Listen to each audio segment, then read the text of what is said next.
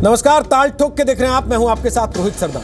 दिल्ली में अश्लील वीडियो के मामले में फंसे संदीप कुमार के बचाव में आज आम आदमी पार्टी के नेता आशुतोष ने मोर्चा संभाला और संदीप को बचाने के लिए उन्होंने नेहरू, गांधी, लोहिया, अटल बिहारी वाजपेयी किसी को नहीं बख्शा। आशुतोष इस हद तक आगे बढ़ गए कि उन्होंने देश के सम्मानित नेताओं के चरित्र पर सवाल खड़े कर दिए। उन्होंने लिखा कि भारत के बहुत से नेता सामाजिक और नैतिक दायरे से बाहर जाकर निजी जिंदगी जीते रहे। पंडित जवाहरलाल नेहरू के बारे में कहा जाता है कि उनके कई महिलाओं से संबंध थे, लेकिन इससे उनके राजनीतिक करियर पर कोई फर्क नहीं पड़ा। आशुतोष ने आगे कहा कि कस्तूरबा से शादी के बाद भी गांधी जी के एक महिला से संबंध थे और अटल बिहारी वाजपेयी ने तो संसद में कहा था कि वो कुंवारे हैं, ब्रह्मचारी नहीं। आशुतोष ने यह भी कहा कि वो नेता किस्मत वाले थे कि उनके दौर में टीवी चैनल नहीं थे, उनकी निजी जिंदगी की तस्वीरें कैमरे में कैद नहीं थी। अब सवाल यह है कि संदीप कुमार ने जो कुछ किया उससे अगर उनका कद इतना बड़ा हो जाता है तो फिर संदीप कुमार को अरविंद केजरीवाल ने मंत्री पद से हटाया क्यों? क्या आम आदमी पार्टी को नेहरू, गांधी जैसे नेताओं की जरूरत नहीं है? क्या अपने नेताओं की करतूत छुपाने के लिए आम आदमी पार्टी के नेता महात्मा गांधी और बाकी बड़े नेताओं पर कीचड़ उछालेंगे? क्या गांधी, नेहरू और वाजपेयी पर कीचड़ उछालने से आम आदमी पार्टी के नेताओं के खुद के पाप धुल जाएंगे?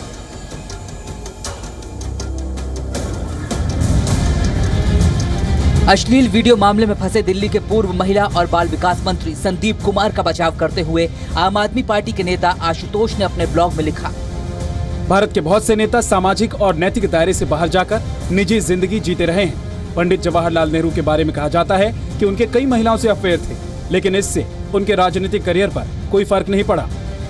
आशुतोष ने ब्लॉग में आगे लिखा है, 20वीं सदी की शुरुआत में कांग्रेस के नेता महात्मा गांधी के सरला चौधरी नाम की महिला के साथ संबंध को लेकर चिंतित थे।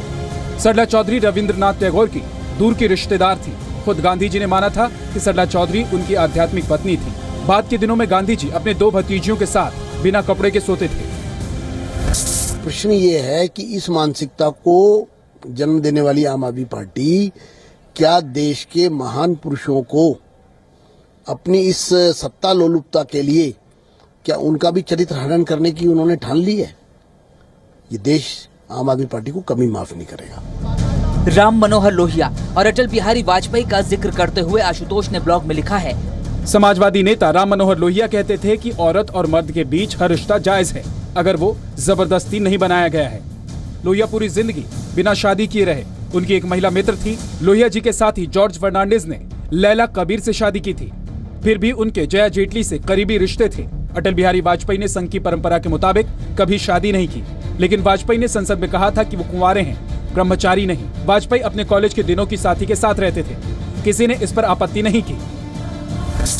इस प्रकार की बातें बिल्कुल भी नहीं करना चाहिए। कम से कम अपनी हैसियत देखें और जिनके बारे में उन्होंने टिप्पणी की है उनकी हैसियत देखें।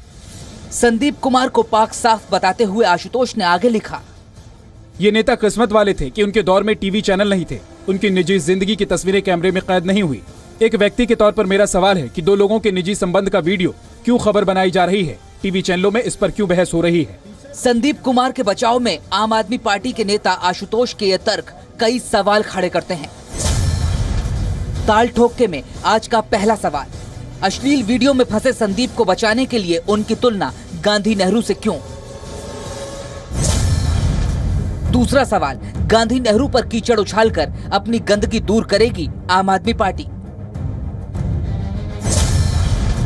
तीसरा सवाल, खुद को राजनीति का बच्चा बताकर महात्माओं को बदनाम करेगी आम आदमी पार्टी? चौथा सवाल, अपनी जिंदगी छिपाने के लिए बेशर्म तर्क देकर कितना घिरेगी आम आदमी पार्टी? और पांचवा सवाल, आम आदमी पार्टी की ये कोशिश राजनीति का बचपना है या खाली करतूत पर पर्दा?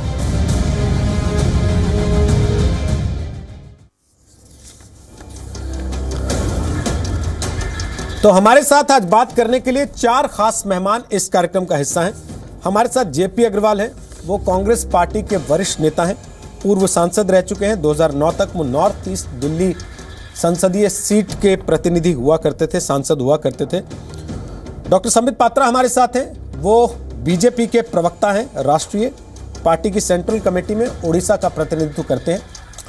हमारे साथ एच.के. दुआ साहब हैं, जो कि वरिष्ठ पत्रकार हैं और पूर्व सांसद हैं राज्यसभा के। नोएडा स्टूडियो में स्वागत है आपका एच.के. दुआ साहब। और प्रोफेसर शरद इंदु मुखर्जी हमारे साथ हैं, वो इतिहासकार हैं, सदस्य हैं Indian council for historical research के, और साथ ही साथ आपको बता दें कि department of history Hansraj college के वो हेड थे, जहां से वो रिटायर हुए। आपका भी स्वागत है शरद इंदु मुखर्जी। आपको एक चीज बता दें कि हमने आम आदमी पार्टी के नेता आशुतोष को, जो पहले पत्रकार भी रह चुके हैं, संपादक भी रह चुके हैं, 10 से 12 बार फोन किए, लेकिन उन्होंने फोन नहीं उठाए। इसके अलावा हमने उनकी पार्टी की मीडिया सेल से भी बात की ताकि वो आज के इस कार्यक्रम में अपना प्रतिनिधि भेज दें, लेकिन वो अपना प्रतिनिधि भेजने के लिए तैयार नहीं हुए।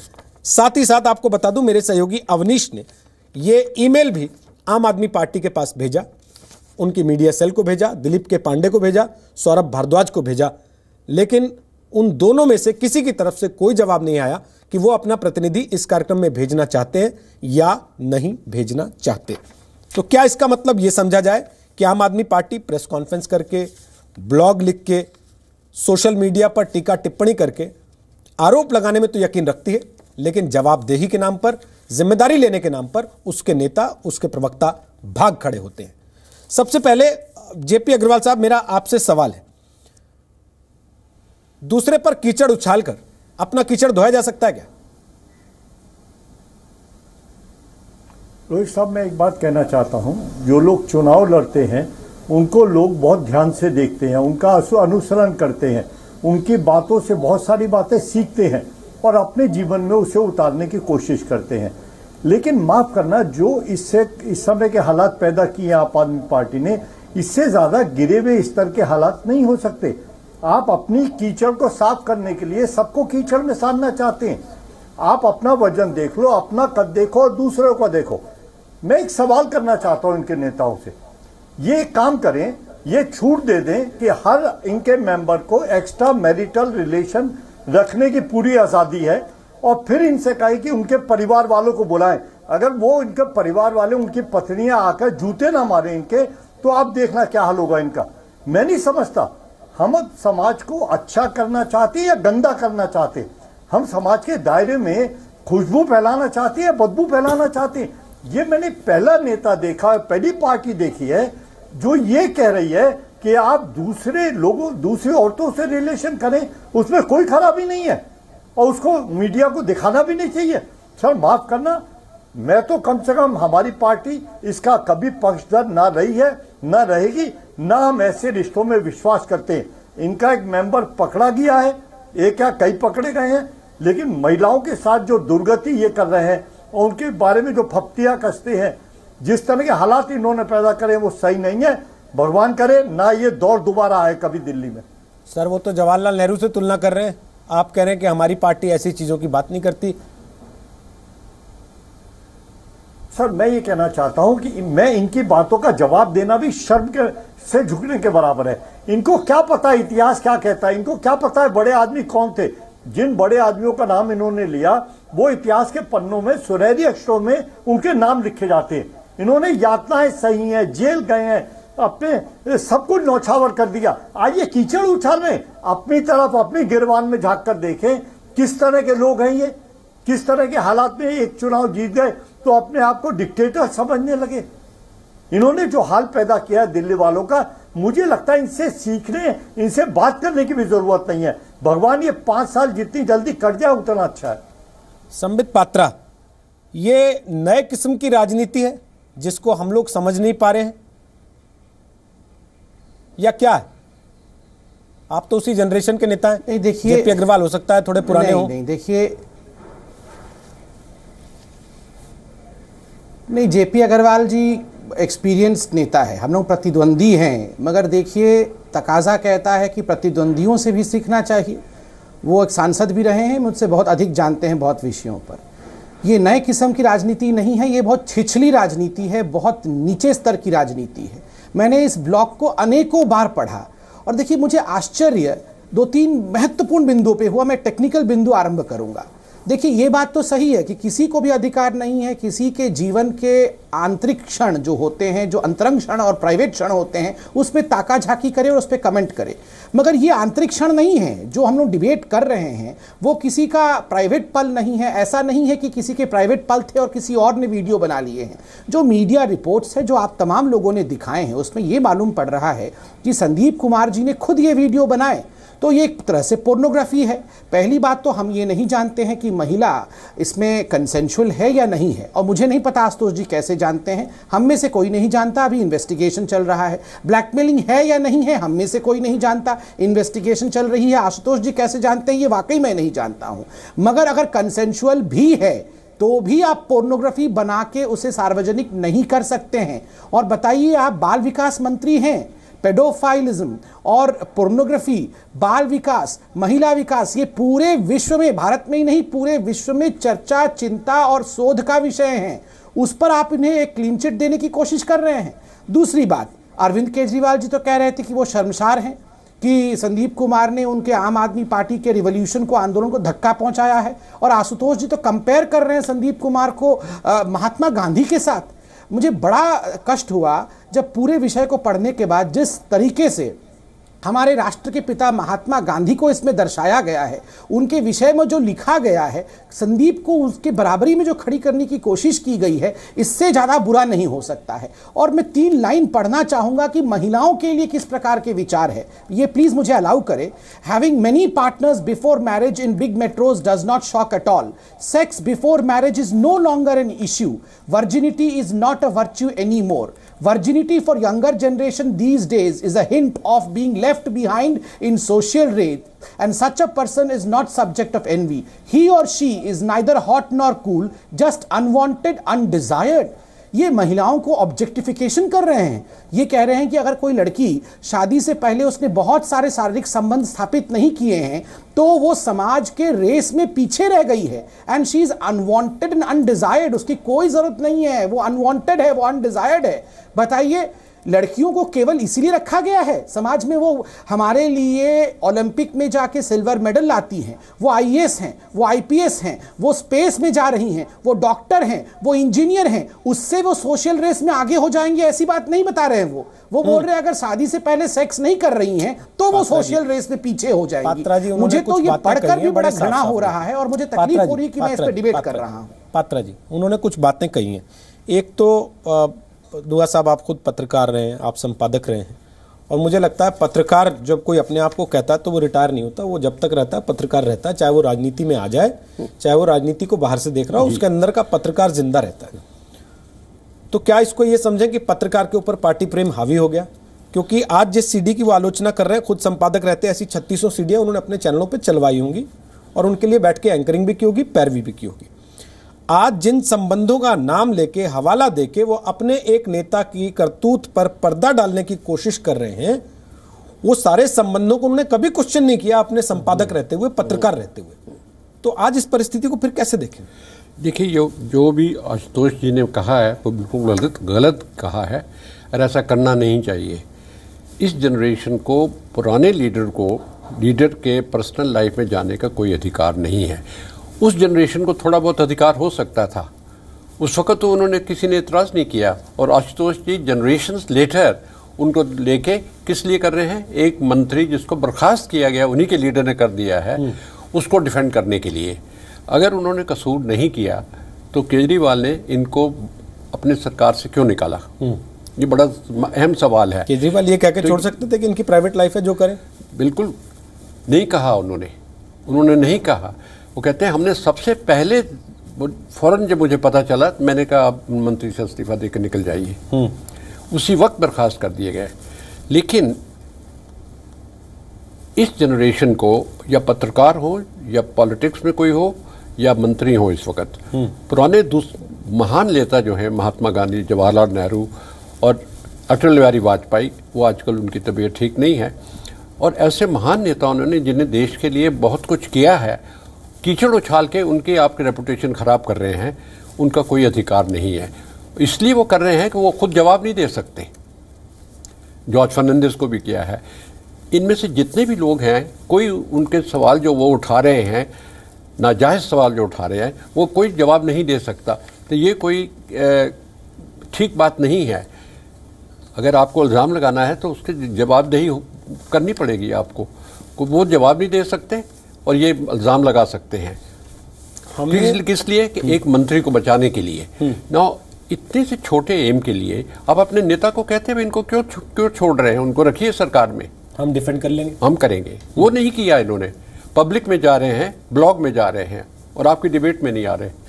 बिल्कुल ठीक बात है, यही सवाल हम उठा रहे हैं कि अगर आपको डिफेंड करने का इतना शौक था तो पहले आपको अरविंद केजरीवाल से कहना चाहिए था कि इनको बर्खास्त क्यों करना है। हम लोग हैं, आपके प्रवक्ताओं की फौज है, हम इसको बचा लेंगे अलग अलग प्लेटफॉर्म पर, जैसे आज ब्लॉग लिख के बचा रहे हैं वैसे इस डिबेट में आके भी बचा सकते थे, डिफेंड कर सकते थे। लेकिन एक बात ये भी तो है ना शरदिंदु साहब के जिन बातों का उन्होंने हवाला दिया, उन्होंने भी कहीं ना कहीं इतिहास में पढ़ी होंगी, कहीं ना कहीं चर्चा में रही होंगी, किसी न किसी ने लिखी होंगी। तो अगर आज वो उसको उठा के प्रूफ की तरह रख रहे हैं या एक नज़ीर की तरह रख रहे हैं तो क्या गलत कर रहे हैं? ये कोई प्रासंगिक मामला है ही नहीं। अभी गांधी ने कुछ किया होगा, पंडित नेहरू ने कुछ किया होगा, बहुत पुरानी बात है। और ये मंत्री हैं, पोजीशन में हैं, हमारी लोगों को टैक्स में वो पैसा जाती है, सरकार जाती है, इसलिए इनके साथ नेहरू जी का, गांधी जी का कंपेयर करना बिल्कुल बेकार है। और ये आ गई है और मिनिस्टर हैं चाइल्ड डेवलपमेंट यूनियन पर, और उसी को लेकर सवाल हो रहा है। तो इसलिए बहुत, अगर देखिए इसमें एक सच्चाई थी, ये बहुत गंदी बात थी, तभी तो केजरीवाल जैसे मंत्री भी उनको डिसमिस किया, इसलिए उसको जस्टिफाई कर रहे हैं, डिसमिसल होने के बाद इसको जस्टिफाई कर रहे हैं। ये भी पिकुलियर लॉजिक है। अगर कल बोलते डिसमिसल पहले बचा लेते तो ठीक था, उनके लिए ठीक था, लॉजिक नहीं था। गलती है, जो भी किया होगा।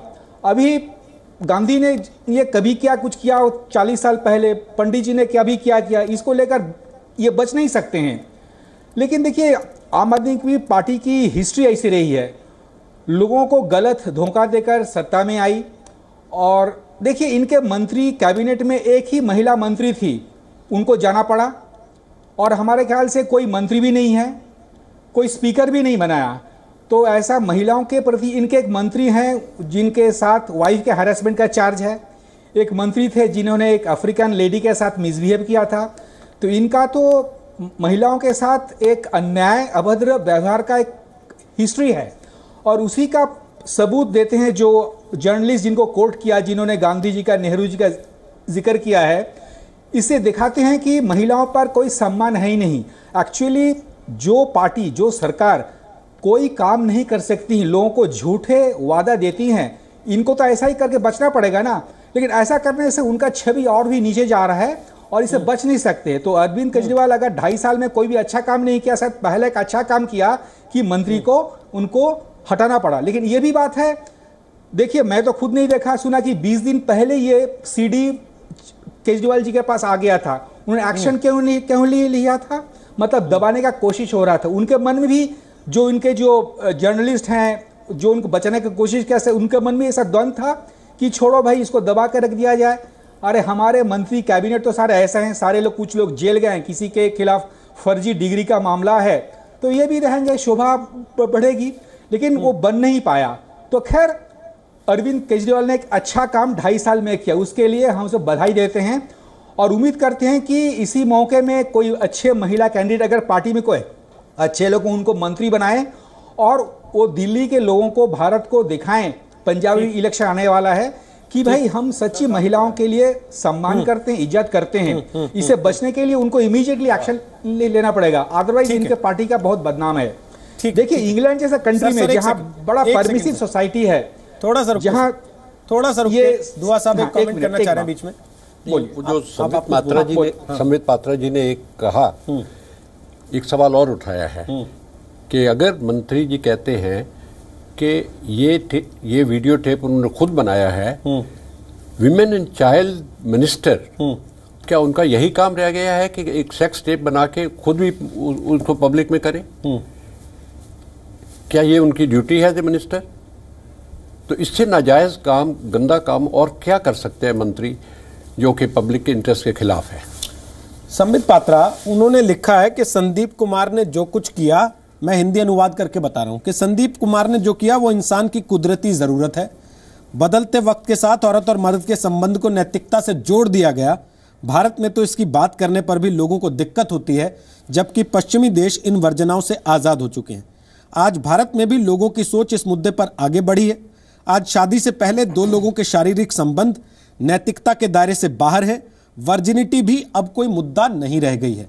क्या ये एक राजनीतिक पार्टी का मोटो है? क्या ये एक राजनीतिक पार्टी सोच लेके आगे बढ़ रही है इस देश की? इसको हम एक अलग तरह की विचारधारा माने। और हालांकि मैं इतिहास में नहीं जाना चाहता, ये सोचने की बात है कि उनके साथ जो महिला पत्रकार काम करती रही होंगी, उनको लेके उनकी राय, उनकी सोच और उनके साथ काम करने का तौर तरीका क्या रहा होगा। और पार्टी में जो महिलाएं, महिला कार्यकर्ता काम कर रही हैं, उनको किस नजर से देखा जा रहा होगा। देखिए रोहित जी, सार्वजनिक जीवन में व्यक्तिगत टिप्पणी से हम सबको बचना चाहिए, इसलिए आशुतोष जी पे मैं कोई व्यक्तिगत टिप्पणी नहीं करूंगा। एक व्यापकता बनाए हुए मैं ये कहूंगा कि देखिए, दो चीज़ों को यहाँ मिक्स करने की कोशिश आशुतोष जी ने की है। पहली बात तो है कि सेक्स को लेकर हिंदुस्तान में एक सोच है, वो अलग विषय है, वो एक पत्रकार के बाबत कोई भी लिख सकता है, उस पर कोई आपत्ति नहीं है। सेक्सुअल एजुकेशन देना चाहे, सेक्स फ्री होना चाहिए, नहीं होना चाहिए, उस पर उनकी क्या विचार है, वो उनका व्यक्तिगत मामला है। मगर संदीप कुमार के केस में ये विषय नहीं है। मैंने आपको टेक्निकली कहा, ये कंसेंटिंग वाला विषय नहीं है। केवल कैसे कोई जानता है ये कंसेंट हुआ कि नहीं हुआ? क्या उस महिला ने आज कोई वक्तव्य दिया है कि मेरा कंसेंट था?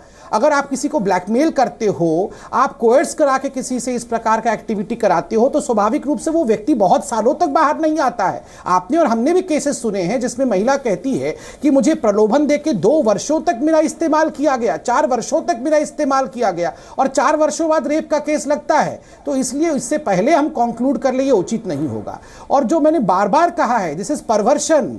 अपने एक्ट को, चाहे वो कंसेंशुअल ही क्यों ना हो, उसको रिकॉर्ड करना और उसको स्टोर करके रखना ताकि बाद में उसे देख के ग्रेटिफाई महसूस करें, ये एक परवर्शन है। और आपने देखा होगा कि उस सीडी में जो कल तमाम न्यूज़ चैनल दिखा रही थी, कहा गया अंत में कि देखो, तुम मुझे सड़कों पर मिलो तो बातचीत मत करो, और रात को आया करो, दिन में मत आया करो। तो ये सब बातें क्या समझाती हैं? ये चोरी छुपे हो रही कार्रवाई दिखाती है। तो स्वाभाविक रूप से इसमें एक परवर्शन झलकता है। और चाइल्ड और वुमेन मिनिस्टर के मन में अगर परवर्शन है, पोर्नोग्राफी का परवर्शन है, तो इससे बुरा क्या हो सकता है? उसमें आप महात्मा गांधी को भी ले आते हैं। देखिए, एक ऐतिहासिक पर्सपेक्टिव हो सकता है।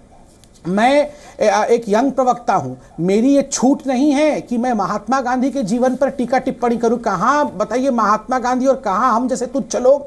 एक उनके कानी अंगुली के बराबर नहीं होंगे, और हम बैठ के उनके बाकी जीवन के बड़ी बड़ी चीज तो हम बोलते नहीं है महात्मा गांधी के। महात्मा गांधी का एक ही चीज हमें दिखता है, सिर्फ उसी विषय में हमें एग्जाम्पल देना है।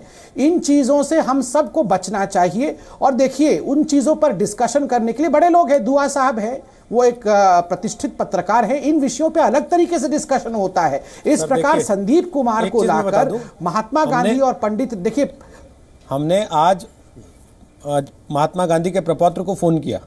हमने उनसे कहा कि हम इस पर आपसे टिप्पणी चाहते हैं, जो उन्होंने लिखा। उन्होंने कहा कि ऐसी वाहियात बात पर मैं टिप्पणी भी नहीं करना चाहता, और इस कार्यक्रम में शामिल होने से भी उन्होंने इनकार कर दिया, ये कहते हुए कि ऐसी घटिया सोच और ऐसी वाहियात बातों पर कृपया आप मुझे बुलाकर महात्मा गांधी का और अपमान न करवाएं। इन्होंने तो जो किया सो किया है। जेपी अग्रवाल साहब, आपकी बात पर वापस आऊं, जो आपने पहले कहा था, तो क्या अब राजनीति में आने वाले दिन ऐसे होंगे कि भाई नेताओं की सीढ़ियां ऐसे खुलेआम बाजार में मिलेंगी? आप उसमें नेताओं के अंतरंग क्षणों को देखेंगे? उन नेताओं को यह अधिकार होगा, यह छूट होगी, वो किसी भी महिला वॉलंटियर को जब जहां मर्जी ले जाएं, लेटा लें, और उसके बाद ये कह के छोड़ दिया जाए, उन बात को खत्म किया जाए कि भाई ये तो अपनी मर्जी से कर रहे हैं, इसमें रोकने का क्या है? और टीवी चैनल वाले क्यों देख रहे हैं इसको या दिखा रहे हैं इसको? सर रोहित जी, कई चीज़ें पैदा होती हैं। देखिए, ये जो इनका लेख है, ये समाज को किस तरफ ले जाएगा, ये भगवान मालिक है। आप ये कह रहे हैं, हम जो बच्चे हमारे यहाँ घर में, जिनके साथ बैठकर हम टेलीविजन पे कोई पिक्चर भी देखना पसंद नहीं करते, शायद वो अलग देखते हो, आप कह रहे हो उनको इतनी छूट दे दो जिन बातों का जिक्र उन्होंने अपने लेख में करा है। शायद कोई भी माँ बाप डूब के मर जाएगा। हिंदुस्तान अभी वही है जहाँ पहले था।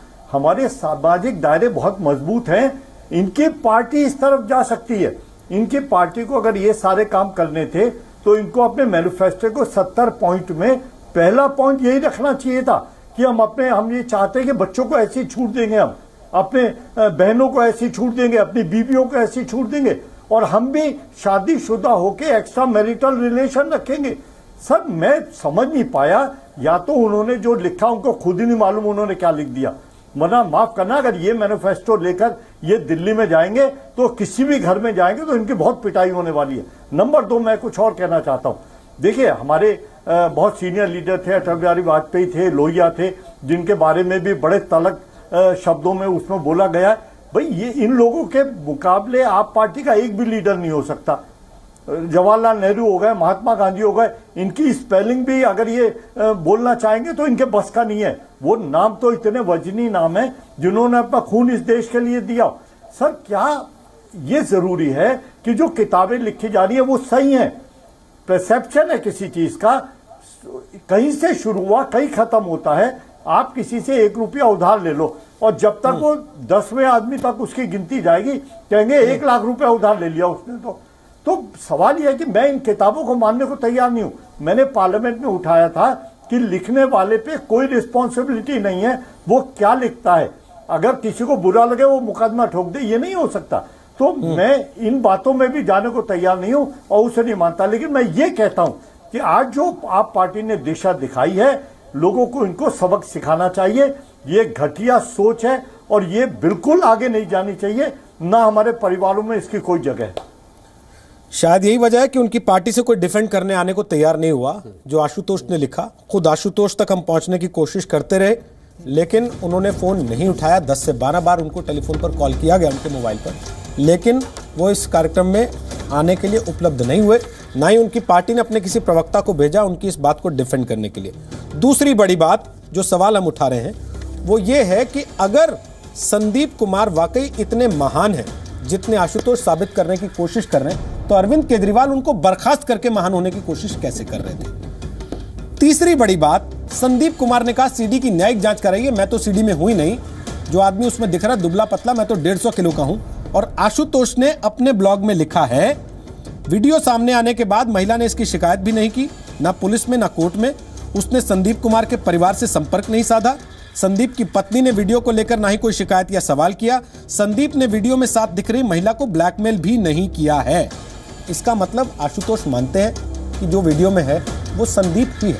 तो फिर क्यों आप लोग अलग अलग मंचों से अलग अलग तरह के बयान देकर देश को, समाज को, वोटरों को गुमराह करने की कोशिश कर रहे हैं और फिर महान भी बनते रहना चाहते हैं, दिखते रहना चाहते हैं?